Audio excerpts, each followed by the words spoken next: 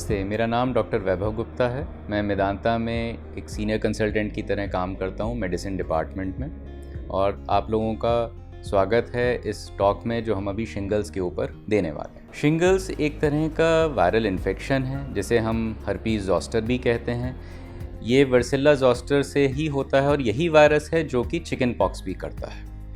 ये एक तरह का नसों का इन्फेक्शन है जिसमें हम ये देखते हैं कि जो भी प्रभावित व्यक्ति है उसके शरीर पे काफ़ी दर्दनाक दाने होने लगते हैं, बुखार होता है, इन दानों से थोड़ा पानी भी निकलता है, खुजली भी होती है।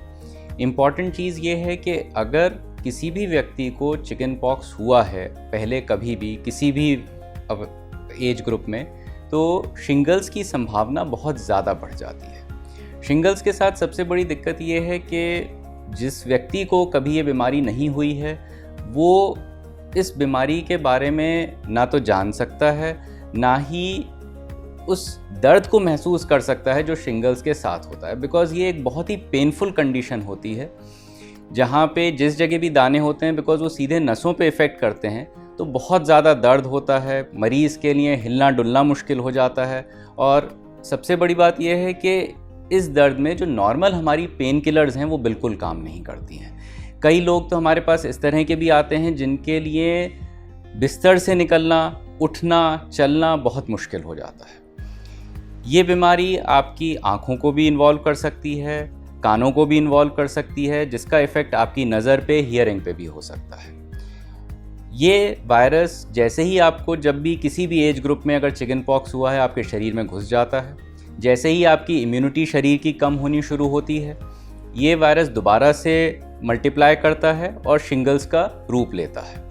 इसलिए ज़्यादातर इस इन्फेक्शन को हम जो एल्डरलीज़ हैं, पर्टिकुलरली 50 के ऊपर हैं या जिनकी इम्यूनिटी कम है, उनमें ज़्यादा देखते हैं। जैसे जैसे आपकी एज बढ़ती है इस इन्फेक्शन के चांसेस बढ़ते चले जाते हैं। दूसरी परेशानी इस इन्फेक्शन के साथ क्या है कि इसका कोई सच हम कहें कोई इलाज है, कोई दवाई है तो नहीं है। हाँ, जो एंटीवायरल मेडिकेशंस आती हैं वो इस इन्फेक्शन की इंटेंसिटी को कम कर देती हैं, पर फिर भी जो साइड इफ़ेक्ट्स हैं इस बीमारी के वो हमें ज़रूर दिखाई देते हैं, हालांकि कम हो जाते हैं। और ये दवा भी तभी फ़ायदा करती है अगर हम इस दवा को इन्फेक्शन होने के पहले 48 से 72 घंटे में शुरू करें। शिंगल्स का बेस्ट ट्रीटमेंट है प्रिवेंशन, और प्रिवेंशन के लिए अच्छी बात यह है हमारे पास एक ऐसी वैक्सीन है जिसकी एफिकेसी ऑलमोस्ट 90% है और कई लोगों में 90% से ऊपर भी देखा जाता है।